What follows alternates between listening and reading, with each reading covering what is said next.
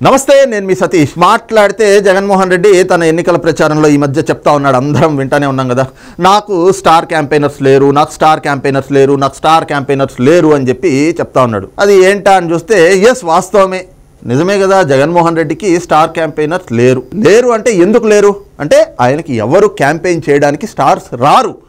ఎందుకు రారు అంటే ఆయన కోసం క్యాంపెయిన్ చేయడానికి వస్తే, అంటే ఆయన కోసం ప్రచారం చేయడానికి వస్తే వాళ్ళ విలువ ఎక్కడ తగ్గిపోతుందో. ఎందుకంటే జగన్మోహన్ రెడ్డి గురించి తెలిసిన వాళ్ళు ఎవరు కూడా ఆయనతో ఉండడానికి కానీ ఆయన కోసం పనిచేయడానికి కానీ ఇష్టపడరు. అలాంటప్పుడు స్టార్స్ అంటే ఫేమ్ ఉన్న వాళ్ళు, స్టార్డమ్ ఉన్నటువంటి వాళ్ళు జగన్మోహన్ రెడ్డి నిజస్వరూపం ఏమిటో తెలిసాక ఆయన గురించి క్యాంపెయిన్ చేయడానికి ఎందుకు వస్తారు? రారు. అందుకే జగన్మోహన్ రెడ్డి ఈ రోజున ఆ విధంగా చెప్పుకుంటా ఉన్నాడు, నాకు స్టార్ క్యాంపెయినర్స్ లేరు అని. మరి జగన్మోహన్ రెడ్డి కోసం వచ్చేవాళ్ళు ఎవరు, ఆయన కోసం క్యాంపెయిన్ చేసేది ఎవరు అంటే పెయిడ్ ఆర్టిస్టులు అంటే ఆయన దగ్గర నుంచి లెక్క బాగా తీసుకుంటూ ఆయన మేపుతూ ఉంటాడు కదా, ఆయన పెంచి పోషిస్తూ ఉంటాడు కదా, అలాంటి పెయిడ్ ఆర్టిస్టులు మాత్రం ఖచ్చితంగా జగన్మోహన్ రెడ్డి కోసం ప్రచారం చేయడానికి ఊరువాడ, ఎన్నికల టైం కదా ఇప్పుడు, తిరుగుతున్నారు. అలాగ వచ్చినటువంటి పెయిడ్ ఆర్టిస్టులో తాజాగా తెరపైకి వచ్చినటువంటి ఒక కొత్త పెయిడ్ ఆర్టిస్ట్ ఎవరు అంటే శ్యామల. ఈవిడ పేరు శ్యామల అట. ఈవిడ ఏదో షోలకి 1-2 షోలకి యాంకరింగ్ చేసిందట. అలాగే ఏదో ఒక సినిమాలో మాత్రం ఒక చిన్న పాత్ర ఏదో వేసిందట. మొత్తానికి చలనచిత్ర పరిశ్రమతోటి, తెలుగు సినిమా ఇండస్ట్రీతోటి ఏదో కొంచెం సంబంధాలు అయితే ఆవిడకు ఉన్నట్లుగా తెలుస్తూ ఉంది. ఈవిడ ఇప్పుడు జగన్మోహన్ రెడ్డి గారి కోసం వచ్చి ప్రచారం చేయబోతా ఉంది కూడా కాదు, ప్రచారం చేస్తోంది. అదే సమయంలో జగన్మోహన్ రెడ్డి గారికి మౌత్ పీస్ ఉంది కదా, ఆయన సొంత ఛానల్ సాక్షి ఛానల్. ఆ సాక్షి ఛానల్లో కూర్చొని నిన్న ఈ శ్యామల గారు ఓ పిట్ట కథ అయితే చెప్పింది. ఆ పిట్ట కథలో కూడా తోడేలు, గుంటనక్కలు, కుందేలు అని చెప్పేసి ఏవో జంతువుల్ని గురించి ఉద్దేశిస్తూ, అంటే జంతువుల్ని వాటి పేర్లు ప్రస్తావిస్తూ ఒక పిట్ట కథ అయితే చెప్పింది.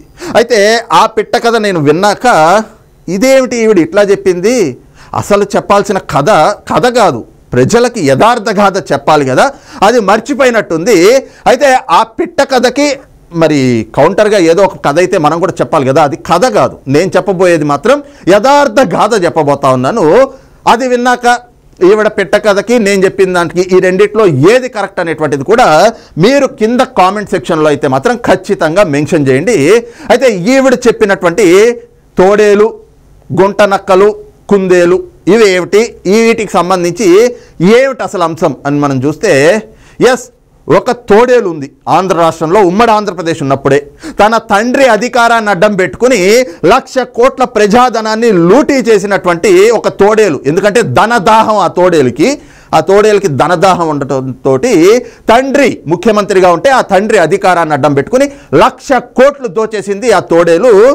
మరి సిబిఐ, ఈడీ లాంటి వ్యవస్థలు ఉంటాయి కదా, అవినీతి జరుగుతూ ఉంటే, అక్రమాలు జరుగుతూ ఉంటే వాటిని కట్టడి చేయడానికి ఆ సిబిఐ, ఎన్ఫోర్స్మెంట్ డైరెక్టరేటు ఆ తోడేలు చేసినటువంటి అవినీతిని సాక్ష్యాలతో సహా బయట పెట్టి లాక్కెళ్ళి చెంచల్ కూడా జైల్లో పడేస్తే 16 నెలలు చిప్పకూడు తింది ఆ తోడేలు. మరి 16 నెలలు ఒక్కతే తిందా చిప్పకూడు అంటే కాదు, పక్కన గుంటనక్కలు కూడా ఉన్నాయి. ఈ దోపిడీలో గుంటనక్కల పాత్ర కూడా ఉంది. ఆ గుంటనక్కలు కూడా జైల్లో చిప్పకూడు తిన్నటువంటి పరిస్థితి. మరి 16 నెలలు జైలు జీవితం గడిపిన తర్వాత బెయిల్ మీద వీళ్ళ కాళ్ళు పట్టుకుని కాళ్ళ వేళ్ళ పడి బెయిల్ని అయితే సంపాదించుకున్నారు. బెయిల్ని సంపాదించుకుని బయటకు వచ్చిన తర్వాత మళ్ళీ ఆ తోడేలకి, గుంటనక్కలకి ఒక భయం పట్టుకుంది. ఏమిటి అంటే బెయిల్ మీద అయితే వచ్చాం కానీ మన కేసులు రుజువైతే, అంటే మనం చేసినటువంటి తప్పులన్నీ కూడా సాక్ష్యాలు అక్కడ ఉన్నాయి కదా, రుజువైపోతే జీవితాంతం మనం చిప్పకూడే తినాలి కదా.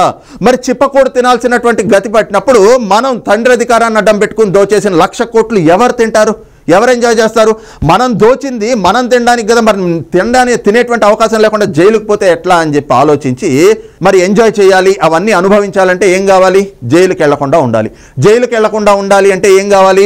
చేతిలో అధికారం ఉండాలి. చేతిలో అధికారం ఉంటే వ్యవస్థల్ని మేనేజ్ చేయొచ్చు. ఏదో రకంగా తిమ్మిని చేసి అధికారాన్ని అడ్డం పెట్టుకుని మళ్ళీ జైలుకి వెళ్ళేటువంటి ప్రమాదం నుంచి తప్పించుకోవచ్చు అని చెప్పి ఆ తోడేలు, గుంటనక్కలు కలిసి ఏం చేసినాయంటే ఆంధ్ర రాష్ట్రం మీద తెగబడ్డాయి.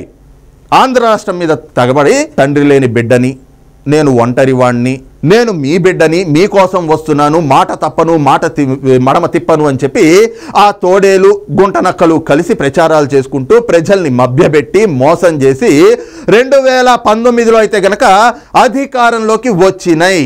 అధికారంలోకి వచ్చిన నాటి నుంచి కూడా తోడేలు మళ్ళీ ధనదాహం కదా, ధనదాహంతో రాష్ట్రం మొత్తాన్ని లూటీ చేస్తూ ఉంది. ఈ రోజున రాష్ట్రానికి రాజధాని లేకుండా చేసింది ఈ తోడేలు. మరి ఈ తోడేలుకి సలహాలు ఇచ్చేటువంటివన్నీ కూడా ఎవరు అంటే పక్కనున్నటువంటి గుంటనక్కలు. మరి తోడేలు ఒక్కతే రాష్ట్రాన్ని దోచేస్తూ ఉంటే గుంటనక్కలు ఏమైనా చూస్తూ ఊరుకుంటాయా? అందిన కాడికి వాళ్ళు కూడా గుంటనక్కలు కూడా దోచుకు తింటానే ఉన్నారు. విశాఖపట్నంలో భూములు దోచేశారు, ఎర్రచందనం పేరుతోటి అక్కడ రాయలసీమలో దోచేస్తూ ఉన్నారు, ఎక్కడికక్కడ ఇసుక తవ్వకాలు, అలాగే సహజ వనరులు, ప్రకృతి వనరులు, దేవాలయాల భూములు, ప్రభుత్వ భూములు, అలాగే చుక్కల భూములు, ఈ రకంగా అందిన కాడికి అందినట్టు తోడేలు గుంటనక్కలు కలిసి రాష్ట్రాన్ని దోచేస్తూ గుల్ల చేసి ఈ రోజున రాష్ట్రం విభజించబడి 10 ఏళ్ళు అయింది. ఒక రాజధాని లేని రాష్ట్రంగా, అసలు అభివృద్ధి పదంలో నడుస్తున్నటువంటి రాష్ట్రాన్ని అభివృద్ధి పురోగమనం కాదు తిరోగమనం పట్టేటువంటి స్థాయికి తీసుకెళ్ళి ఈ రోజున రాష్ట్రాన్ని 3 దశాబ్దాలు వెనక్కి నెట్టేసేలాగా చేసినాయి ఈ తోడేలు గుంటనక్కలు కలిసి. అలాగే ఈ తోడేలు గుంటనక్కలు వీళ్ళని చూసుకుని రెచ్చిపోతున్నటువంటి ఇంకొంతమంది పిల్ల సైకోలు రాష్ట్రంలో కుందేళ్లుగా ఉన్నటువంటి ప్రజలని, ప్రతిపక్షాలని వేధించుకుని తింటా ఉన్నారు. తోడేలతో పాటు ఉన్నటువంటి గుంటనక్కలు వీళ్ళంతా కలిపి ప్రతిపక్షాలను టార్గెట్ చేయడం, ప్రతిపక్ష పార్టీ నాయకుల మీద తప్పుడు కేసులు పెట్టడం, అక్రమ అరెస్టులు చేయించడం. కారణం ఏమిటి అంటే ప్రతిపక్షాలు గనక వాళ్ళ బలం పుంజుకుంటే రేపు వాళ్ళ అధికారంలోకి వస్తారు. వీళ్ళ గురించి వ్యతిరేకంగా మాట్లాడినా, లేదంటే వీళ్ళ గురించి ఏమైనా కామెంట్లు పెట్టినా, వేరే ఏమైనా పోస్టులు పెట్టినా ప్రతిపక్ష పార్టీలకు చెందినటువంటి నాయకుల్ని వీళ్ళందరినీ అరెస్టులు చేయించడాలు. అలాగే ఏదైతే ప్రతిపక్షం గనక ఈ రోజున బలం పుంజుకుని రేపు అధికారంలోకి వస్తే తోడేలు మళ్ళీ జైలుకు పోవాల్సిందే కదా. తోడేలు జైలుకు పోతే తోడేలు వెంట ఉన్నటువంటి గుంటనక్కలు కూడా జైలుకు పోయి చిప్పకూడు తినాల్సిందే కదా. అందుకని చెప్పి ఈ తోడేలుకి వ్యతిరేకంగా ఎవరు మాట్లాడినా వాళ్ళ మీద ముప్పేట దాడి చేయటం, ఆ కుందేళ్ళు ప్రజలు ఎవరైతే ఉన్నారో ప్రజల మీద కూడా దాడి చేయడం. ఇదేమిటి తోడేలు ఇలాగ ప్రజా వ్యతిరేక పాలన చేస్తోంది అని చెప్పేసి ఎవరైనా సోషల్ మీడియాలో ఒక పోస్ట్ పెట్టినా ఏ రకంగా వాళ్ళని కేసులు పెట్టి వాళ్ళని వేధించారో మనం చూసాం కదా. తోడేలు తన చేతిలో ఉన్నటువంటి అధికారాన్ని వినియోగించుకుని వ్యవస్థలు మొత్తాన్ని నిర్వీర్యం చేసినటువంటి పరిస్థితి 5 ఏళ్ళు రాష్ట్రంలో చూసాం కదా. అలాగే పోలీసుల్ని, సిఐడిని ఈ విధంగా ప్రతి ఒక్కళ్ళని కూడా ప్రతిపక్షాల మీదకి, ప్రజల మీదకి, సోషల్ మీడియా పోస్టులు పెట్టే వాళ్ళ మీదకి, వృద్ధులు, రంగనాయకమ్మ లాంటి వృద్ధుల మీద కూడా, ఒక వృద్ధురాలు ఆవిడ మీద కూడా వేధింపులకు తెగబడ్డ పరిస్థితులు ఈ తోడేలు పాలనలో మనం చూసాం కదా. గుంటనక్కలన్నీ కూడా చేరి ఆ తోడేలుకి ఇలాంటి విషయాన్ని నింపుతా ఉంటే ఆ తోడేలు కూడా అదే తీరులో పూర్తిగా రాష్ట్రాన్ని నాశనం చేస్తూ ఉంది. మరి ఈ తోడేలు గుంటనక్కలు వీళ్ళని మర్చిపోయి శ్యామల ఆ కథని ఇది చెప్పాల్సింది పోయి వేరే ఇంకేదో కథ చెప్పినట్లుగా అయితే నిన్న ఆమె చెప్పినటువంటి ఆ కథని విన్నాక నాకు అనిపించింది. అయితే ఇప్పుడు వచ్చి ఈ శ్యామల ఎందుకు ఈ విధంగా మాట్లాడుతూ ఉంది అంటే ఏమీ లేదు. ఈవిడక ప్రస్తుతం ఇండస్ట్రీలో ఆఫర్లు తగ్గిపోయినాయి, ఎక్కడ సంపాదన లేదు. ఆల్రెడీ ఈమె భర్త కూడా ఏమిటి అంటే ఆయన కూడా జగన్మోహన్ రెడ్డి గారి సామాజిక వర్గం అట.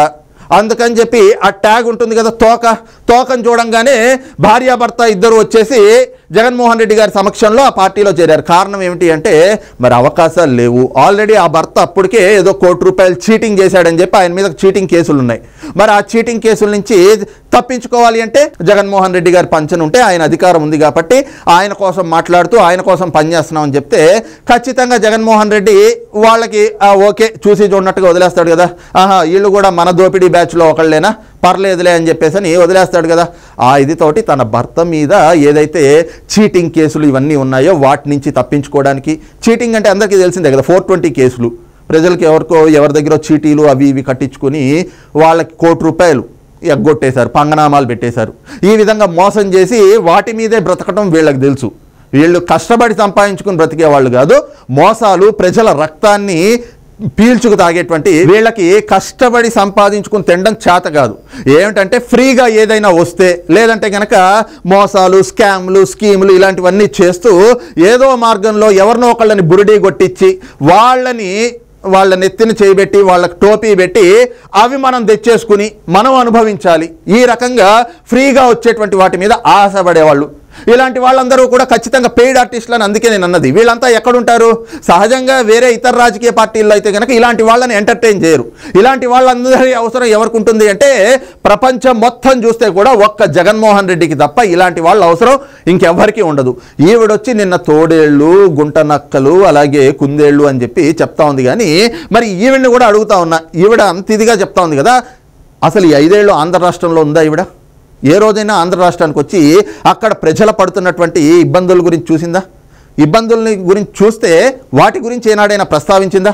డాక్టర్ సుధాకర్ మాస్క్ అడిగిన పాపానికి ఆయన్ని పిచ్చివాడిని చేసి, ఒక దళితుడిని రోడ్డు మీద ఎంత అత్యంత కిరాతకంగా కొట్టి ఆయన్ని పిచ్చివాడిని చేసి ఆయన చావుకి జగన్మోహన్ రెడ్డి ప్రభుత్వం కారణమైంది కదా. ఆ రోజు ఎందుకు మాట్లాడలేదు? ఇసుక అక్రమ రవాణాని గురించి ప్రశ్నించినందుకు ఒక మహిళ ఏదైతే డాక్టర్ అనితా రాణి, ఆమెని ట్రాక్టర్తో తొక్కి చంపించారు కదా, మరి ఆ రోజు ఎందుకు మాట్లాడలేదు? డ్రైవర్ సుబ్రహ్మణ్యాన్ని హత్య చేసి ఆ మృతదేహాన్ని డోర్ డెలివరీ చేస్తే ఒక దళిత బిడ్డని, మరి ఆ అంశం పైన ఎందుకు స్పందించలేదు? రమ్య అనేటువంటి యువతిని తమ మాట వినలేదు అని చెప్పి నడి రోడ్లో అత్యంత కిరాతకంగా జగన్మోహన్ రెడ్డి ఇంటికి దగ్గరలోనే పొడిచి నరికి చంపితే మరి ఆ విషయంలో ఎందుకు మాట్లాడలేదు? మిస్బా అనేటువంటి చదువుకునే పిల్ల, చిన్న బాలిక, వైసీపీ నాయకుల దాష్టికానికి వాళ్ళ వేధింపులు తాళలేక బంగారు భవిష్యత్తు ఉన్నటువంటి చిన్నారి, ఆ అమ్మాయి ఆత్మహత్య చేసుకుని చనిపోతే మరి మహిళే కదా, మాట్లాడాలి కదా, మానవత్వం ఉండాలి కదా, మనస్సాక్షి ఉండాలి కదా. మరి ఈ శ్యామల ఆ రోజునొచ్చి ఎందుకు మాట్లాడలేదు? అదే కాదు, ఇంకా రాష్ట్రంలో చూసుకుంటే రేపల్లె ఘటన, రేపల్లెలో భర్త పిల్లలతో ఉన్నటువంటి ఒక వివాహితని గంజాయి బ్యాచ్, వైసీపీలోని గంజాయి మూకలు వచ్చి ఆ భర్త మీద పిల్లల మీద దాడి చేసి ఆ మహిళని తీసుకెళ్ళి లాక్కెళ్ళి అత్యంత కిరాతకంగా అత్యాచారం చేస్తే మరి అలాంటి ఘటనల మీద ఎందుకు మాట్లాడలేదు? ఒక యువతిని చంపేసి ఆ మృతదేహాన్ని దిశ పోలీస్ స్టేషన్ ముందే పడేస్తే ఆ అంశంపైన ఎందుకు మాట్లాడలేదు? రాష్ట్రంలో ఎన్నో దాష్టికాలు, ఎన్నో దారుణాలు, ఎన్నో అఘాయిత్యాలు, ఎన్నో అత్యాచారాలు, ఎన్నో ఆకృత్యాలు, ఎన్నో అవినీతి అక్రమాలు జరుగుతూ ఉంటే వాటన్నిటి మీద ఎందుకు మాట్లాడలేదు? మరి అవన్నీ జరుగుతుంది కూడా ఈ తోడేలు పాలనలోనే కదా, గుంటనక్కలన్నీ కూడా ఆయన చుట్టూతే ఉన్నాయి కదా. మరి ఆ వాళ్ళ గురించి మాట్లాడకుండా ఈ రోజున ప్రజల్ని మళ్ళీ మోసం చేసేందుకు, మనకేదో జగన్మోహన్ రెడ్డి బాగా ఇస్తున్నాడు కదా, ఆయనకి బాజాలు కొడితే సరిపోతుంది, ప్రజలు ఎవరు నమ్మట్లేదు, ఆయన గురించి పనిచేయడానికి ఎవరు రావట్లేదు, ఈ రోజున ప్రజల్ని ఏదో రకంగా అధికారాన్ని కోల్పోకుండా జగన్మోహన్ రెడ్డిని కాపాడాలి, ప్రజల్ని ఏదో రకంగా మభ్యపెట్టి మోసం చేయాలి అని చెప్పి ఆ social media, YCP social media వాడు సజ్జల భార్గవ్ రెడ్డి కనీసం ఇంగితం లేనట్లుగా వ్యవహరిస్తూ ఉంటాడు.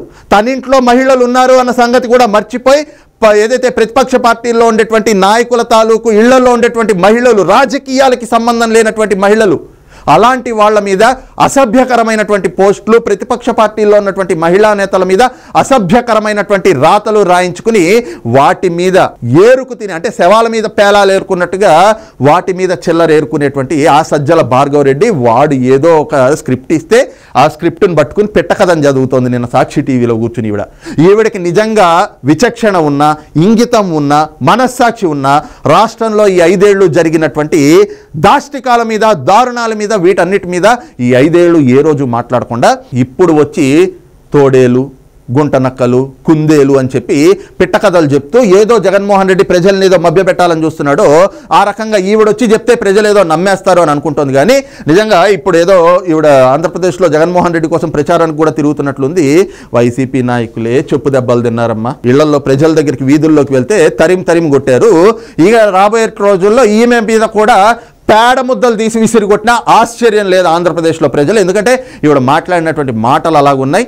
మరి ఏదైతే నిన్న శ్యామల గారు ఈవిడ మరి స్టార్ క్యాంపెయినరో మరి జగన్మోహన్ రెడ్డి గారికి లేకపోతే పెయిడ్ ఆర్టిస్టో కానీ వచ్చి నిన్న పిట్టకథ చెప్పారో ఆ పిట్టకథ మీద ప్రస్తుతం ఆంధ్రప్రదేశ్ రాజకీయాల్లో మాత్రం ఒక వాడివేడి చర్చ అయితే జరుగుతోంది. అలాగే ఇందాక నేను చెప్పినట్లుగా ఆవిడ చెప్పినటువంటి పిట్టకథో లేదంటే నేను చెప్పిన యథార్థ గాథ, ఈ రెండిట్లో ఏది వాస్తవం అనేటువంటిది మీరు కూడా ఒక్కసారి ఆలోచన చేసి కింద కామెంట్ సెక్షన్లో మెన్షన్ చేయండి. Thank you.